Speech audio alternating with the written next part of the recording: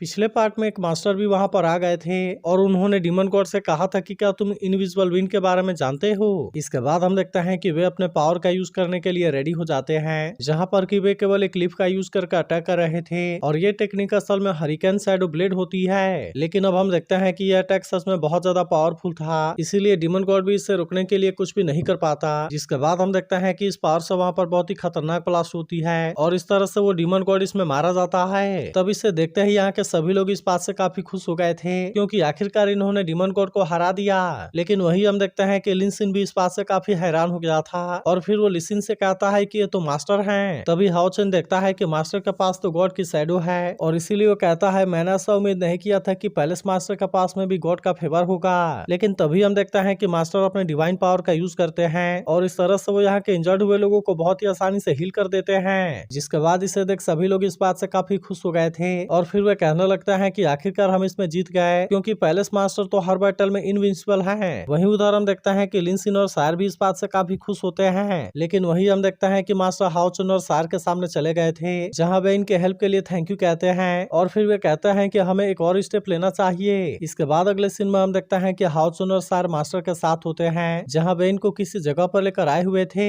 फिर वो कहने लगता है कि तुम इतने यंग एज में बाजी में प्रमोट हो गए हो और इसीलिए क्या तुम नाइट हॉल के लाइट सन और असेसिन हॉल की सेंट हो। जिसके बाद हम देखता है कि हाओ चुन और सार भी अपने बारे में बताने के लिए रेडी हो गए थे और इसीलिए वो भी अपने बारे में मास्टर को बता देते हैं। मगर तभी अचानक से हम देखते हैं कि मास्टर इन पर अपने डिवाइन पावर का यूज करते हैं, क्योंकि वे इस तरह से इनके बॉडी को चेक करना चाहते थे। फिर वे कहता है कि तुम्हारे एलिमेंटल भी बहुत प्योर है और इसीलिए वे डिवाइन पावर के एलिमेंटल के साथ में रेजोनेट हो रहे हैं। अब इसी वजह से हम देखता है कि मास्टर हाओ चुन की तारीफ करने लगते हैं और कहता है कि तुम सच में लेजेंडरी लाइट सन होने के लिए काबिल हो। जिसके बाद हाओ चुन इनके ऐसे तारीफ के लिए थैंक यू कहता है। लेकिन तभी हम देखता है कि मास्टर भी इन दोनों को थैंक यू कहते हैं, क्योंकि इन्होंने जियालिंग पास को बचाने में काफी हेल्प की थी। फिर वे कहने लगता है कि जियालिंग पास एक बहुत ही स्पेशल जगह है जो कि वाटर पर बना हुआ है और ये पिछले कई हजार सालों से इंसानों के सबसे इम्पोर्टेंट वाटर रिसोर्स को प्रोटेक्ट कर रहा है। फिर वे बताते हैं कि डिमन ने भी कई बार इसे हासिल करने का कोशिश किया और इसीलिए ही उन्होंने यहाँ पर काफी बार अटैक किया, लेकिन असल में मैजिक पैलेस पे इनको इतना आसानी से कामयाब नहीं होने देना चाहता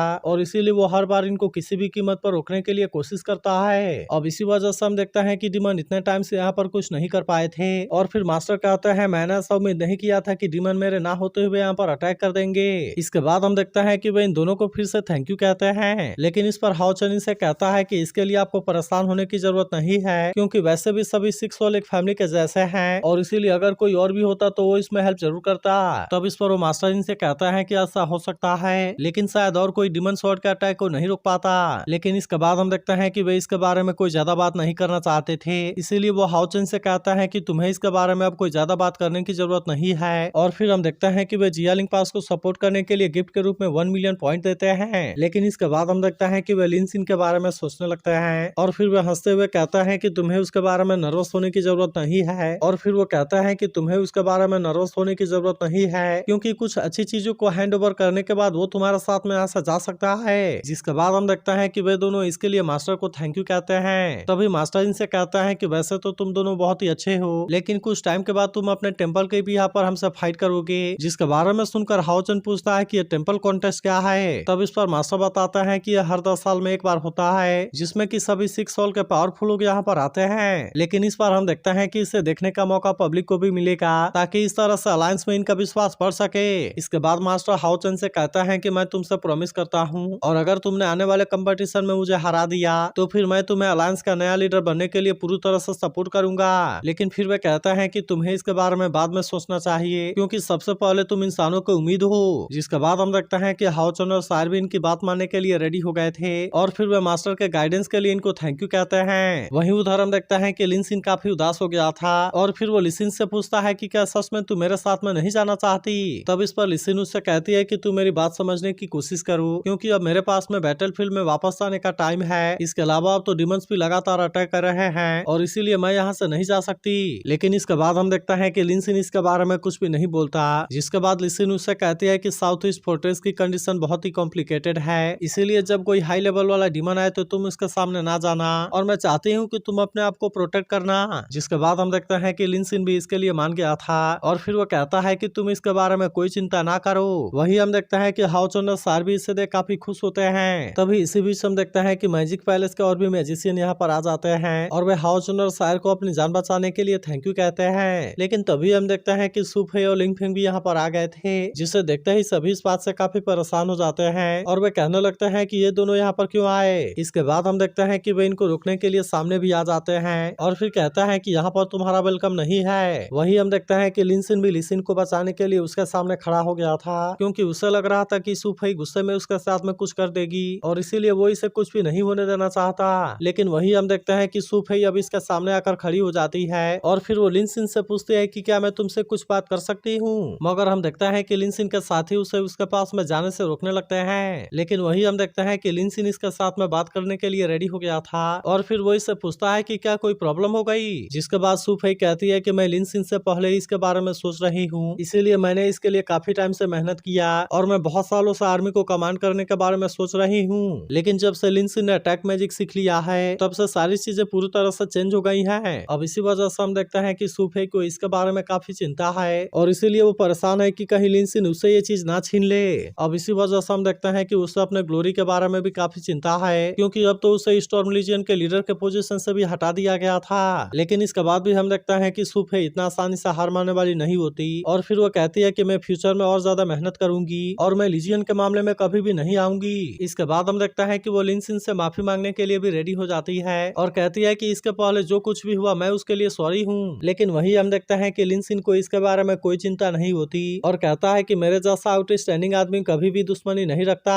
अब इसीलिए वो सुफे से कहता है कि चलो हम अपने पास्ट को पूरी तरह से मिटा दें। जिसके बाद हम देखते हैं कि लिनसिन भी सारी चीजों के बारे में भूलने के लिए रेडी हो गई थी और फिर वो सुफे से कहती है कि हमें अपने चुने हुए पाथ के ऊपर जाना चाहिए। जिसके बाद हम देखते हैं कि सुफे भी इस बात से काफी खुश होती है और फिर कहती है मैं उम्मीद करती हूँ कि तुम सुप्रीम ग्लोरी को हासिल करोगी। और फिर वो लिनसिन से कहती है कि मैं तुम्हें कभी भी पीछे खींचने के लिए कोशिश नहीं करूंगी और केवल एक बार रिबन वाले प्रॉब्लम को सॉल्व हो जाने दो, क्योंकि उसके बाद समय फिर तुम्हारे साथ में कम्पीट करूंगी। लेकिन वही हम देखते हैं कि लिनसिन को भी इसके बारे में कोई चिंता नहीं होती और वो कहता है कि मैं भी इसके लिए कभी भी रेडी हूँ। लेकिन अब हम देखते हैं कि यहाँ से लिनसिन के जाने का टाइम हो गया था, इसीलिए सभी उसे गुड बाय बोलने लगते हैं और कहते हैं कि तुम अपना ख्याल रखना।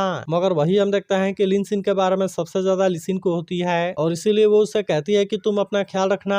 लेकिन वही हम देखते हैं कि लिनसिन को हान्यू के बारे में भी चिंता होने लगती है और फिर वो हाओचन से पूछता है कि अब तक तो हान्यू का एग्जाम खत्म हो जाना चाहिए। मगर तभी इसी वक्त हम देखते हैं कि उसे अपने सामने कोई दिखाई देता है और इसीलिए वो कहने लगता है कि ये तो बिल्कुल जाना पहचाना है। मगर तभी हमें पता चलता है कि यह असल में हान्यू है और इसीलिए इसे देखते ही लिनसिन काफी खुश हो गया था।